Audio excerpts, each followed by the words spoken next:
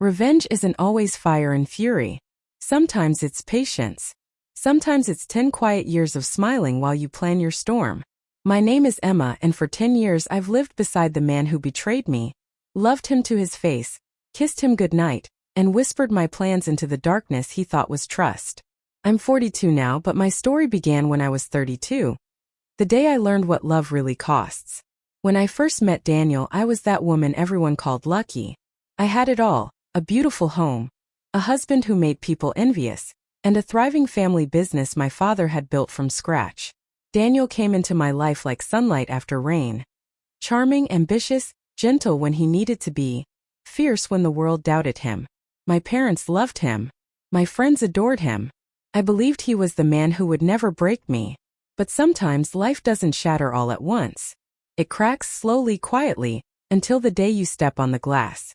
It was an ordinary Wednesday, one of those days that feels like it doesn't belong to any season. Daniel was supposedly in Chicago for a business expansion meeting. I'd stayed behind because our company, Lennon Interiors, was signing a new deal with a hotel chain, and I wanted to oversee the final details. The office smelled like coffee and printer ink, and I remember laughing with my assistant when I got a text from Daniel. "Miss you already. Can't wait to be home, I'm red heart." I smiled at it then. If I could go back, I'd throw that phone against the wall. That night, I stayed late at the office. The security cameras had just been upgraded. Daniel insisted on the change for safety. He was always careful with appearances. Around 9 p.m., I was in his office reviewing invoices on his computer. It wasn't snooping. It was our shared business after all. But when I opened his email to send a document, something caught my eye. A folder named Personal Chicago Trip. Curiosity isn't always innocent. Sometimes it's the first step toward heartbreak. Inside were photos, not of business dinners or meetings, but of Daniel and her. My best friend Lily. The woman who had been my maid of honor, my confidant, my sister and everything but blood. They were in a hotel room. Her lipstick on his cheek, his hands on her waist, her smile, that same smile she used when she hugged me at my wedding. For a moment I couldn't breathe. The world didn't explode, it just stopped. The silence around me became a scream in my chest. I remember staring at the screen until the tears blurred the faces. Then I looked at the dates. The first photo was from 2 years ago. 2 years. Every lunch, every double date, every late-night phone call they claimed were work talk. It was all lies. But it wasn't just the affair. That would have been enough to destroy me. But Daniel wasn't done taking. As I dug deeper, I found financial transfers. Quiet, small amounts at first, $10,000 here, $5,000 there, but they added up. Over the past 3 years, he had funneled nearly $500,000 from our business accounts into a new company registered under Lennox Partners LLC. The co-founder? Lily Parker. My best friend. My husband. My family's money. The betrayal wasn't a blade. It was a slow, deliberate surgery on my heart. I don't remember leaving the office that night. I remember driving in silence, gripping the steering wheel until my hands went numb. The streetlights blurred like tears, I couldn't cry yet. At home, I found his wedding ring on the nightstand, left from his morning shower. I picked it up and stared at it. That small circle had meant forever to me, now it just looked like a trap. When Daniel returned 2 days later, I was waiting at the door. My face was calm, my voice even. I had already decided. I wasn't going to confront him. Not yet. He kissed my forehead, smiling. "Hey, beautiful. Miss me?" I smiled back. "Always." That was the first lie I told him. It wouldn't be the last. That night, he fell asleep beside me. His arm draped across my waist. I stared at the ceiling, my body rigid under his touch. Every breath he took was a reminder of what he'd stolen: my trust, my friendship, my family's legacy. I wanted to scream, to push him off, to throw the truth in his face. But something stronger held me back. A colder, sharper voice inside whispered, "Don't end it. End him." The next morning I went to my lawyer. Quietly. Carefully. Not for divorce but for information. I learned that all our shared assets, including the house and company shares, were under both names. If I divorced him now, I'd lose half of everything, maybe more. My father's company, my inheritance, everything I'd worked for would be swallowed by him and Lily's new empire. So I smiled. I cooked his favorite meals. I kissed him goodbye each morning and welcomed him each night. And behind every smile I studied. I learned. I gathered. For the next few months I watched him like a scientist studying a disease. He was confident, careless in his arrogance. Lily would call at odd hours, and he'd step outside to take a work call. Sometimes when he'd return I'd ask softly, "Everything okay, love?" He'd kiss my forehead and lie without hesitation. And every time he lied I built another layer of armor. 6 months later my father passed away. The grief was real, raw and deep, but Daniel saw it as an opportunity. While I mourned, he convinced my mother to sign over the final shares of Lennon Interiors to him, claiming it was for financial protection. He wore a black suit at the funeral, tears glistening as he held me, and the entire time I knew he was stealing from my father's grave. That night I sat alone in the dark, holding my father's watch in my hand. The house was silent. Daniel was asleep upstairs. I whispered, "I'll get it back, Dad. I swear I will." That was the night my revenge truly began. I enrolled in business law courses under a different name, late at night after work. I learned about ownership rights, silent partnerships, shell corporations, and how to build something without leaving fingerprints. I spent years mastering the system Daniel thought I was too naive to understand. I didn't need to destroy him then. I needed to outlive him in silence. Years passed. The world saw us as the perfect couple. Daniel and Emma, the power duo. He flourished in interviews, giving speeches about family-driven success. I stood beside him, smiling, wearing dresses he chose, holding hands for cameras. Behind closed doors I mapped every account, every asset, every person he trusted. He thought he was building an empire. He didn't know I was building his fall. And every night when he kissed me goodnight, I whispered softly to myself, "One day, Daniel.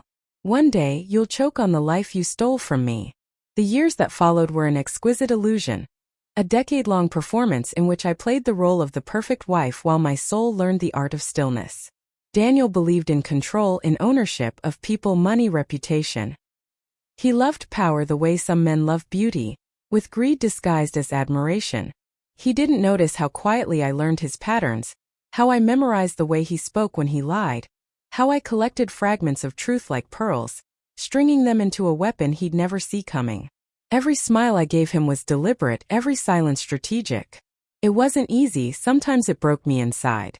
But pain has a strange discipline. It teaches you to live beneath your own skin. In the second year, Daniel expanded our business into real estate. It was Lily's idea, of course. I'd watch them in meetings, she was still part of the company, pretending to be my loyal partner. She had that same smooth confidence, the same laughter that once made me trust her. Sometimes she'd even compliment me. "Emma, you're such a rock. I don't know how you do it all." And I would smile, responding softly, "Loyalty helps." The irony made my chest ache. They thought they'd buried me, but I was growing roots beneath their feet. By year 3, I had quietly shifted several of Daniel's new contracts into accounts I controlled, legally and invisibly. I used the knowledge I'd gained from my late-night studies to create a small subsidiary company registered under an alias, Eleanor James Holdings. It was my shadow self, my invisible armor. Every deal Daniel signed unknowingly strengthened me. He'd brag at dinners about how brilliant he was in business, how much our empire was expanding.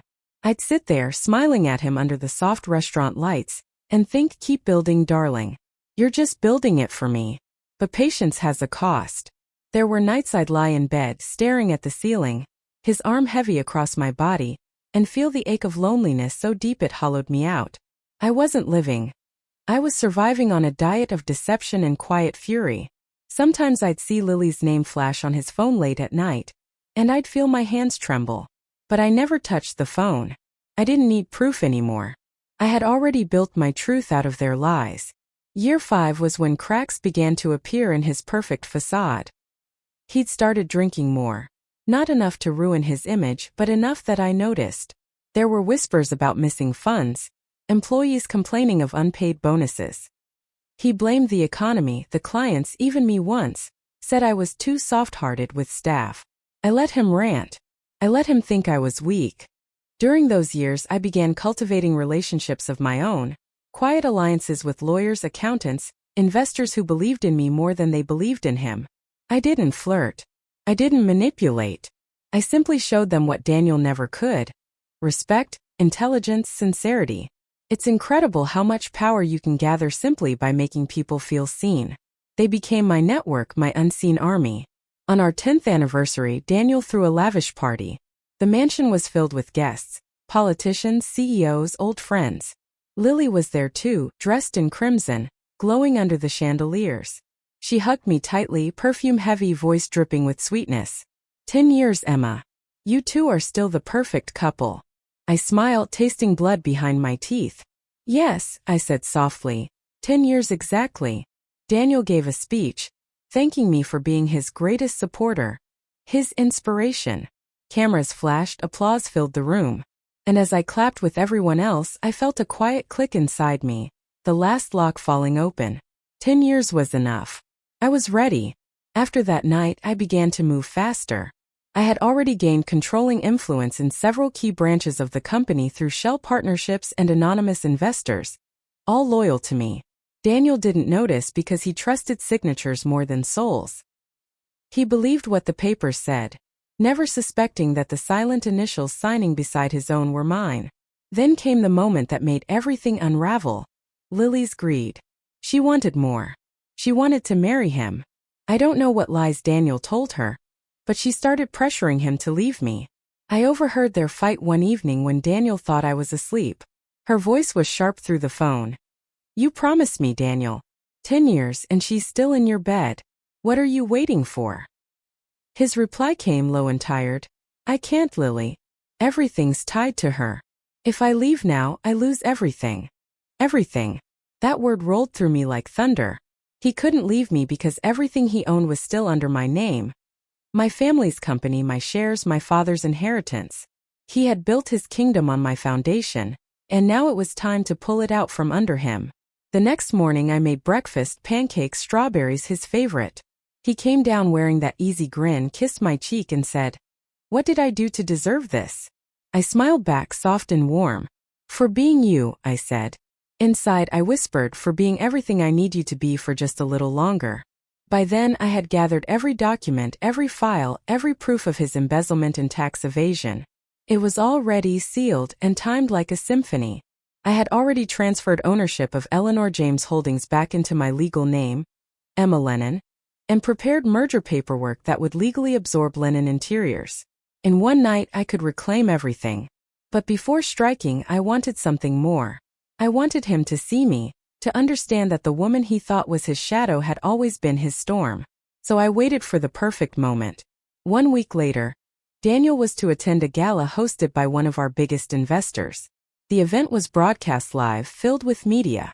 I stood beside him, my hand looped through his arm, wearing a silver gown that shimmered like moonlight. He was radiant that night, drunk on his own power. During his speech he thanked everyone, even me, for believing in his dream. And as he spoke, my phone buzzed quietly in my clutch. A message from my lawyer. It's done. At that moment I smiled for the cameras, for the crowd, for him. I clapped when he finished, kissed his cheek for the photographs, and whispered in his ear, "Congratulations, darling. You just lost everything." He laughed, thinking I was teasing. But when we got home and he tried to log into his company accounts, the screens flashed red. Access denied. One by one, his assets vanished from under him. His private accounts frozen, his partnerships dissolved. Every company he thought he owned now belonged to me. He called his lawyers in panic, only to discover they represented me. I sat on the couch, calm, serene, sipping wine as he tore through papers like a madman. When he finally turned to me, eyes wild, voice cracking, "What did you do?" I stood and met his gaze. For the first time in 10 years I let my mask drop. "I didn't take revenge, Daniel," I said softly. "I took back what was mine." He collapsed into a chair, shaking, trying to speak, but there were no words left for him. I walked past him, each step a decade's worth of silence breaking free. I didn't look back. Outside, the night air felt sharp, clean. I felt my father's watch against my wrist, the one I'd worn every day as a reminder of my promise. The storm I had been building for 10 years had finally arrived, quiet and precise. And as I drove away from that house, I realized revenge doesn't always burn. Sometimes it freezes. Sometimes it ends not with fire, but with the sound of doors closing behind you forever. The morning after I left, the world was silent. Not the silence of peace, but the silence that follows a storm, when destruction has settled, and you can finally hear the echo of what you've done. I woke up in a small apartment overlooking the city. The light was pale, filtering through half-open blinds, illuminating the dust motes like ghosts. I sat on the edge of the bed, still wearing yesterday's clothes, my phone buzzing endlessly with missed calls and messages. Daniel, his lawyers, the press, everyone wanted answers, but I had none to give. The truth was already speaking loudly enough on its own. By noon, the headlines had begun to bloom like fire across every major news site. Business tycoon Daniel Hayes accused of financial fraud and asset mismanagement. My name appeared too, of course. Wife takes over empire amid scandal.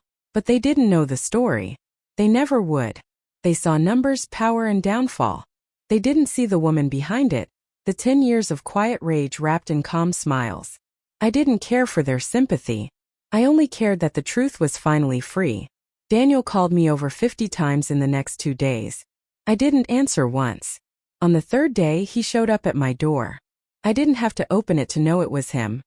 I could hear the desperation in the way he knocked, soft at first, then violent, then broken. I stood behind the door, heart pounding but hands steady. After a long silence, his voice came through, hoarse and low. "Emma, please, you win, okay? Just tell me why." I almost laughed. Not out of cruelty, but because after everything, that's what he wanted. A reason. Men like him always needed a reason, something that made sense to their ego. They couldn't understand that some betrayals don't deserve explanations. I leaned against the door, closed my eyes, and whispered quietly, "You already know why." Then I walked away, leaving him in that hallway with nothing but the weight of his own memories. By the end of the week, his empire had completely crumbled. Investors pulled out, partners vanished, and authorities began their audits. The company that once carried his name now bore mine, legally, financially, publicly. The same media that once celebrated him now tore him apart. I didn't gloat. Watching him fall didn't bring me joy. It brought me clarity. The truth is, revenge isn't satisfaction. It's closure. A slow exhale after years of suffocating under someone else's lies. But I wasn't done with the ghosts yet. She had vanished the day after the scandal broke, closing her salon, deleting her social media, disappearing like smoke. I thought I'd never see her again. Until one afternoon about a month later, I received a letter. No name, just a simple handwritten note slipped under my apartment door. The handwriting was familiar. "Emma, you were right to destroy him. He destroyed everything he touched. But please believe me when I say I didn't mean to destroy you. He told me you didn't love him anymore. That you were planning to leave. I was stupid. I thought I was saving him from heartbreak. He left me too, Emma. The day everything fell apart, he came to me begging for money. I gave him everything I had, and he still left. I have nothing now. I just wanted to say I'm sorry. Lily." I read that letter 3 times. Not because I wanted to forgive her, I couldn't, but because it reminded me of something I'd almost forgotten. Not everyone who betrays you does it out of evil. Some do it out of weakness. Some out of their own brokenness. Didn't make her right. Just made her human. I burned the letter that night. Not out of anger, but because I didn't need it anymore. The ashes scattered into the cold air outside my balcony, floating like fragments of a life that no longer belonged to me. The months that followed were strange. I had everything: money, freedom, power, but I also had emptiness. 10 years of purpose had vanished overnight. I realized revenge can free you from someone, but it can't give you back who you were before them. I had become strong, yes, but strength built from pain doesn't heal, it hardens. I started seeing a therapist, a quiet woman named Dr. Avery, who never asked for the whole story. She just asked one question. "What do you want to feel now?" I didn't know the answer then. I said something like peace, but even as I spoke it sounded foreign. Over time, though, I began to find pieces of it in small things. In the way the sunlight warmed my kitchen table, in the smell of coffee in the morning, in silence that wasn't heavy anymore. One afternoon, I received news that Daniel had filed for bankruptcy. He'd lost everything: the cars, the house, even his reputation. He was living in a rented apartment on the edge of the city. I didn't feel pity or pride. Just quiet inevitability. Some storms don't destroy you. They reveal you. And he had finally been revealed for who he was. 2 years later I saw him again. It was completely accidental, in a small grocery store downtown. He looked older, thinner, hair graying at the edges. When our eyes met, he froze, the shopping basket trembling in his hands. I expected anger, resentment, maybe even hatred. But what I saw instead was sorrow. He approached slowly, as if afraid I'd disappear. "Emma," he said, his voice cracking, "you look happy." I nodded, polite, distant. "I am." He swallowed hard. "I'm sorry. For everything. I thought I was invincible. You were the only person who ever really saw me."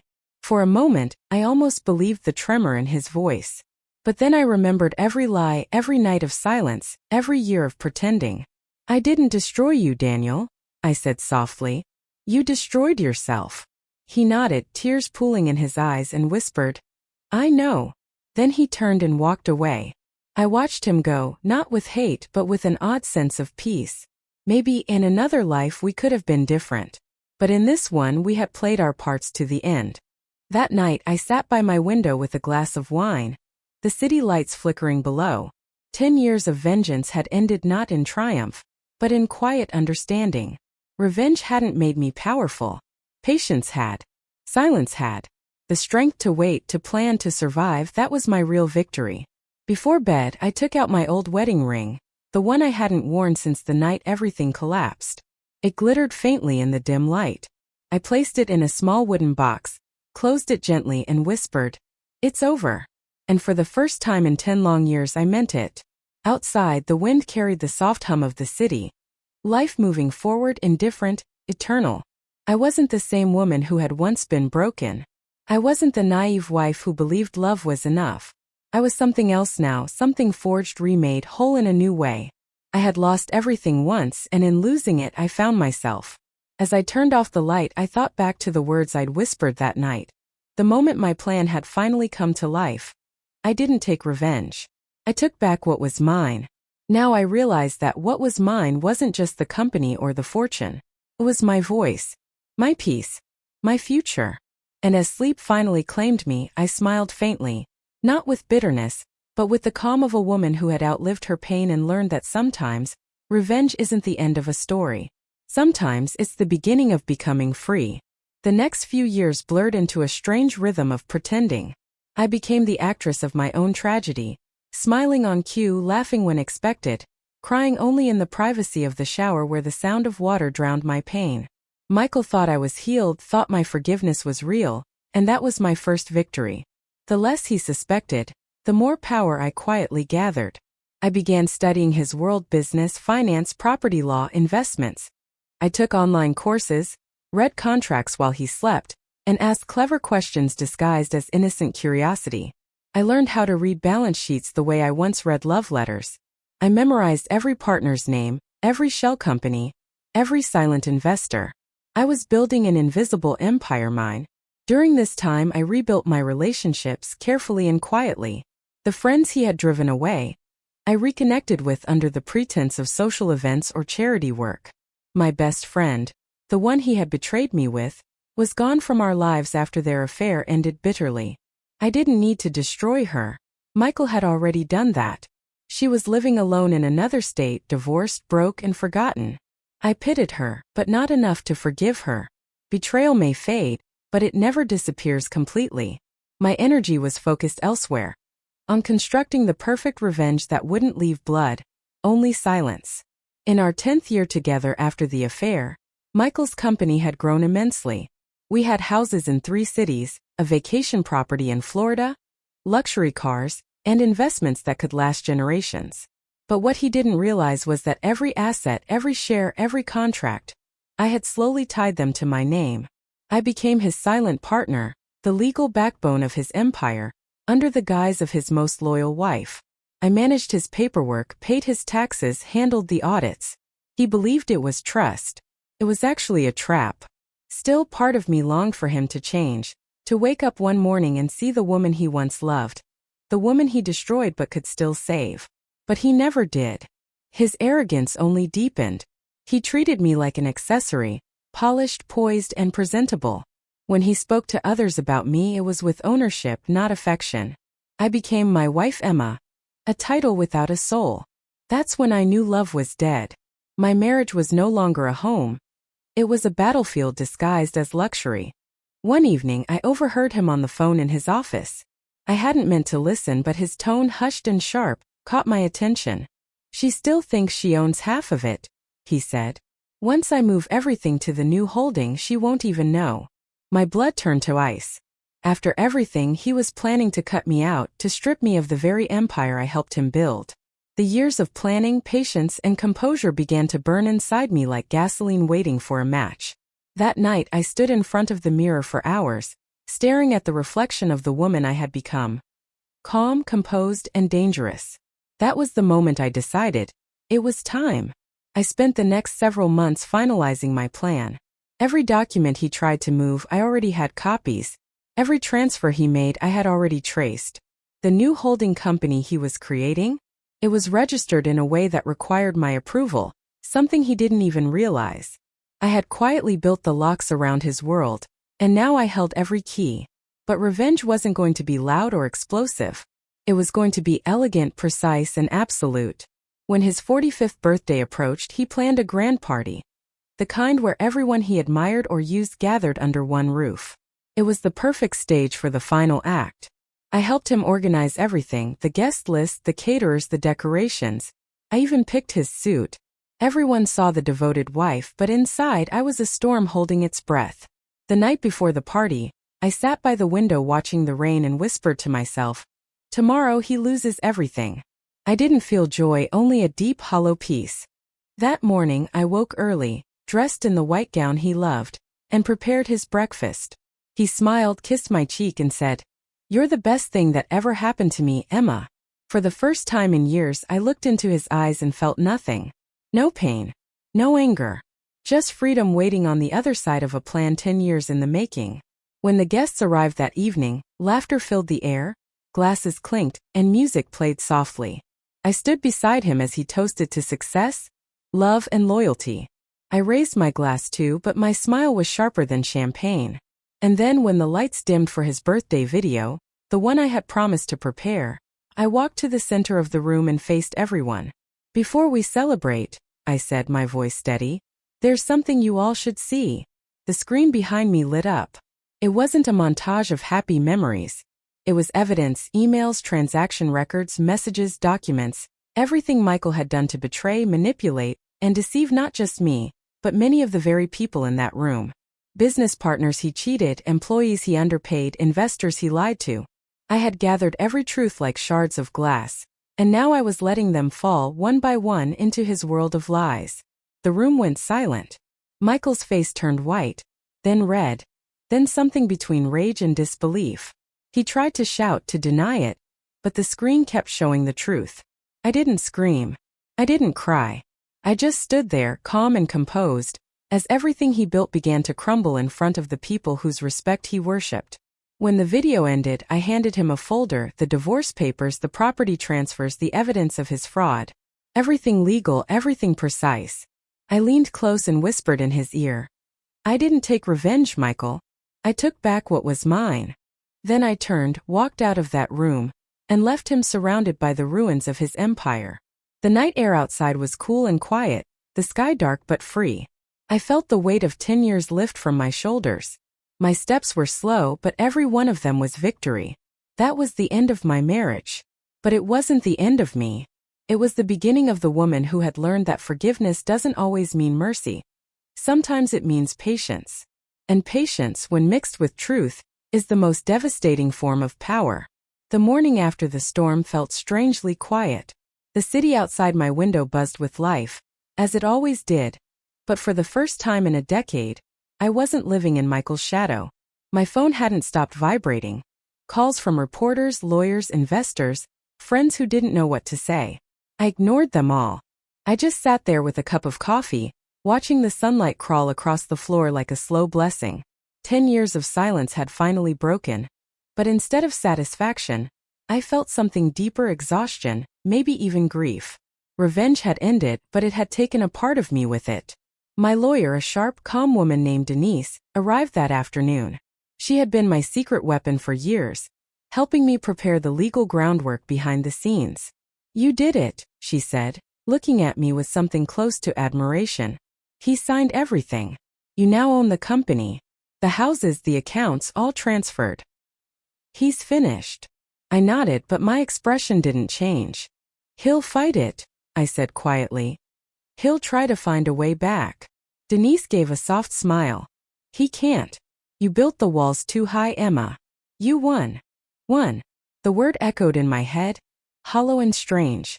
What did winning mean when you'd lost so much to get there? The marriage, the love, the years of pretending. They had carved scars that no victory could erase. I looked around the penthouse we once shared, now mine alone.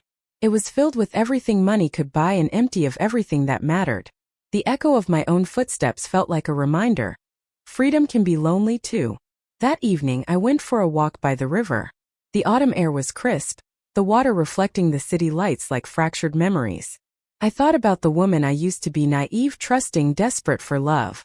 I had buried her quietly under years of patience and strategy. But somewhere beneath the armor she still whispered, asking if it was all worth it. My revenge hadn't brought back the version of me who loved easily. It had only proven that I could survive without love at all. A week later the world knew everything. Michael's empire collapsed under public scandal, fraud investigations, and lawsuits. His partners abandoned him, his reputation shredded overnight. He tried to call me, 30 missed calls, countless messages begging to talk. I never answered. One night he came to my door.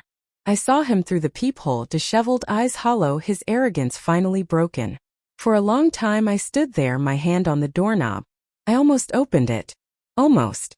But then I remembered the sound of his voice years ago, whispering lies to my best friend, stealing my trust, building his empire on my back. I turned off the light and walked away. Revenge doesn't erase memories. It only balances the scales. I knew that now. But I also knew I couldn't live in the ashes of what I'd destroyed. I needed to build something new, something clean, untouched by him. So I sold the penthouse, the luxury cars, the jewelry he had once given me as bribes for forgiveness. I donated half of it to charity, quietly and anonymously. The rest I used to start something of my own, a consulting firm for women rebuilding after financial betrayal. It started small, just me and a few clients who had been through divorces, fraud, or abuse. But it grew quickly. They came from everywhere. Women who had been silenced, tricked, or used. Some were scared, some were angry, most were lost. I recognized the same quiet fire in their eyes that I had once seen in the mirror. Helping them gave me something I hadn't felt in years, purpose. Every story I listened to was a piece of my own healing. Every victory they had became a quiet redemption for the part of me that once believed I was powerless. Months passed. I moved into a smaller house by the coast, far from the noise of the city. I grew herbs in the garden, painted in the mornings, cooked for myself at night. Simple things, ordinary things, the kind I had once taken for granted. Sometimes I'd wake up in the middle of the night, expecting to hear Michael's voice, his footsteps, the sound of his phone calls in the dark. But there was only silence, soft and safe. It was strange how peace could feel so unfamiliar after years of chaos. One day I received a letter from him. The handwriting was shaky, but I recognized it immediately. He had written from a small town upstate, where he was living quietly after everything fell apart. He said he had nothing left. No money, no friends, no family. "I've lost everything," he wrote, "except the memory of you. And that's the one thing I can't escape." I didn't reply. Not because I hated him, but because I had nothing left to say.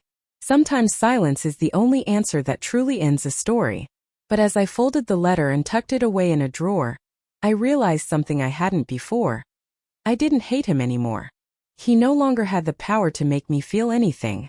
Hatred ties you to the person who hurt you, just like love does. Letting go was the final act of my freedom. One evening, as the sun dipped below the horizon, I stood on the beach watching the waves crash against the shore. The wind tangled my hair, and for the first time I felt light, not because I had destroyed him, but because I had reclaimed myself. 10 years of pretending, of smiling through betrayal, of planning in silence, it had led me here to peace. I whispered into the wind as if speaking to the ghost of my past. You thought you broke me, Michael. But you only taught me how strong I could be. The tide rolled in and out, washing away footprints, erasing traces like life-erasing pain. I turned and walked back home, the setting sun at my back, the future wide and open. Revenge was never the ending. It was just the bridge to my beginning. Months turned into a year, and life settled into something I could finally call mine. The chaos had quieted, replaced by the rhythm of ocean waves, morning sunlight, and the hum of ordinary days. I spent my time building my consulting firm, writing articles on emotional and financial independence, and speaking at small women's conferences. People called me brave, strong, inspiring. I smiled when they said it, but deep down I knew the truth. I hadn't been brave. I had just been broken for too long and refused to stay that way. My name had started circulating in legal and business circles. Emma Hale, the woman who turned betrayal into a business empire. They romanticized it, turned it into a headline, a story of empowerment. But the truth behind that story wasn't glamorous. It was long nights of crying into pillows, pretending not to care when my heart still ached. It was losing trust not just in Michael but in myself, in my ability to love or be loved again. Revenge had given me justice, yes, but it had also built walls so high that no one could climb them. Then one afternoon, while attending a charity event in the city, I met Daniel Brooks. He wasn't remarkable at first glance, tall, kind eyes, quiet confidence. He introduced himself with a smile that felt disarmingly genuine. "You're Emma Hale," he said, shaking my hand. "The woman who makes men nervous and women brave." I laughed softly, surprised at the ease of it. "I prefer to think of myself as making people honest," I replied. He smiled. "Maybe that's the same thing." Daniel was a lawyer, not the kind who wore arrogance like perfume, but the kind who listened before speaking. Over the next few weeks he found small excuses to meet. Business collaborations, consulting offers, coffee invitations. I told myself I wasn't interested. Love had been a battlefield for me, and I'd already buried too many ghosts there. But something about him was different. He never tried to impress me, never pushed. He just listened, really listened, as if my silences were as important as my words. One evening we sat by the water outside a restaurant, watching the reflections dance on the waves. "Do you ever regret it?" he asked gently. I didn't have to ask what he meant. "No," I said after a moment, "but sometimes I regret who I became because of it." He nodded, his expression soft. "You didn't become someone new, Emma. You just uncovered what was already there, strength." I looked at him then, really looked, and realized how long it had been since someone saw me without fear or admiration, but with understanding. Still, letting someone in felt dangerous. My mind kept whispering warnings. He'll leave, he'll lie, he'll take. Trust had become a language I no longer spoke. But Daniel never rushed me. He walked beside me, not ahead, not behind. And in the small moments, shared coffee, quiet laughter, conversations about nothing, I began to feel something unfamiliar. Safety. But peace, as I'd learned, rarely comes without shadows. One morning while sorting through my emails, I saw a message that froze me. It was from Michael. The subject line read, "Please." Against my better judgment, I opened it. "Emma, I know you don't owe me anything, but I need you to know I'm sick. The doctors say it's serious. I don't have anyone else. I just wanted to say I'm sorry. For everything. For her. For the business. For what I took from you. You don't have to reply. I just needed to say it before it's too late." For a long time I just stared at the screen, my hands trembling. Part of me wanted to delete it, pretend it never existed. Another part, the one that still remembered the sound of his laugh, the way he once looked at me before everything went wrong, couldn't. 10 years of silence, revenge, victory, and now this. I felt something I didn't expect, pity. When I told Daniel, he didn't react the way I feared. He didn't judge me or try to convince me of what was right or wrong. He just asked, "What do you want to do?" I didn't know. That night I barely slept. I thought of all the years Michael and I had spent together, before the lies, before the empire, before betrayal hardened us both. I thought of the woman I had been when I loved him, and the woman I became when I stopped. 2 days later, I found myself outside a small hospital upstate. I had told no one. When I walked into his room, Michael looked up, shocked. His face was thinner, older, the arrogance long gone. Emma, he whispered, disbelief flooding his eyes. I said nothing. I just stood there, watching the man who had once been my whole world now reduced to a frail shadow of himself. You came, he said softly. After everything I did. I didn't answer. I just sat beside him. For a while we said nothing. The silence between us was heavy but not hateful. More like two ghosts sharing the same unfinished story. Finally he spoke. I was wrong, he said, voice breaking. I thought I could build a life without you, but everything I built fell apart because it was never real. You were the only real thing. His eyes glistened with tears. I don't expect forgiveness, but I wanted you to know that. I looked at him for a long time. Forgiveness isn't for you, I said quietly. It's for me. His lips trembled into a weak smile. Then forgive me, Emma. Not for me, for yourself. Something inside me shifted. Not sympathy, not love, but a strange kind of peace. I realized that revenge had ended years ago. What remained was closure. I stood, brushed his hand gently and said, Goodbye, Michael. His eyes followed me as I walked to the door. Emma, he whispered. I always knew you'd win. I paused and looked back one last time. It was never about winning, I said softly. It was about ending. That was the last time I saw him. He passed away 3 weeks later. When I received the news, I didn't cry. I didn't smile either. I just sat in silence, letting the truth sink in. The man who had once broken me was finally gone. The chapter had closed itself, not with rage or triumph, but with quiet finality. In the months that followed, I found myself thinking about forgiveness in ways I never had before. It wasn't weakness. It wasn't surrender. It was freedom. The final key to unlocking a cage I didn't even realize I was still trapped in. I started writing again, not business plans or legal documents, but stories. Real stories about women who had walked through hell and come out whole. One of those stories was mine. There's a strange kind of silence that follows closure. It's not loud or heavy like grief. It's softer, like the calm that comes after a storm you thought would never end. That was what life felt like after Michael's death. The noise of revenge, the echo of betrayal, the ache of justice. All of it slowly faded into stillness. For the first time in over a decade, I woke up each morning without an agenda, without anger or purpose fueled by pain. It was terrifying and liberating at once. I spent my days differently now. Mornings started with coffee by the window overlooking the ocean. The smell of salt in the air, the distant cry of seagulls, the rhythmic crash of waves, they became my therapy. I learned to love quiet moments again, moments that weren't about planning or rebuilding, just being. My work continued to grow.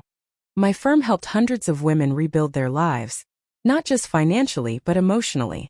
Every story I heard reminded me of my own, and each time I guided someone toward strength, I healed a little more myself. Daniel was still there, constant as the tide. He never asked for more than I could give, never demanded words I wasn't ready to say. He showed up with flowers on Thursdays because Thursday needs color, and he left notes on my kitchen counter with doodles and reminders to smile. I'd catch myself laughing more often, sometimes for no reason at all. It felt strange. After so many years of carrying armor, I almost didn't know what to do with happiness when it came quietly instead of dramatically. One evening we were sitting on the beach outside my house, a bottle of wine between us, the sunset painting the horizon gold. Daniel glanced at me and said softly, You know, you don't have to keep proving you're strong. His words caught me off guard. I'm not proving anything, I said automatically, but he smiled, not unkindly. You are. Even when you're silent, you're still holding your breath, waiting for someone to hurt you again. I looked at him then, and something inside me broke, not painfully but gently, like a shell cracking open to let light in. He reached for my hand, his touch warm and steady. Emma, you don't have to be unbreakable to be whole, he said. You've already survived the worst. Maybe it's time to live for something better. His words lingered in the air long after he said them. For years, I had equated vulnerability with weakness. But in that moment, I realized that allowing someone to care wasn't surrender. It was courage. The next morning, I found one of his notes on my kitchen table. It said simply, dinner tonight. My place. No excuses. I smiled. It felt like such a small human thing, an invitation, a beginning. That evening when I arrived, he had cooked. Actual food, not takeout. The smell of garlic and roasted vegetables filled his apartment. It wasn't perfect, the pasta was slightly overcooked, the bread too crisp, but it was beautiful in its imperfection. We ate, we laughed, we talked about everything and nothing. For once, the conversation wasn't about pain or the past. It was about the future. As we stood on his balcony afterward, city lights flickering below us, he turned to me. "You know," he said quietly, "when I met you, I didn't know if you'd ever let anyone in. I wasn't even sure you remembered how." I smiled faintly. "I didn't," I admitted. "But you were patient." He brushed a strand of hair from my face. "Patience is easy when the person is worth it." That night, something changed between us. Not in a dramatic, cinematic way, but in the quiet recognition of two souls finding peace in each other's company. When he kissed me, it wasn't passion that overwhelmed me, but trust.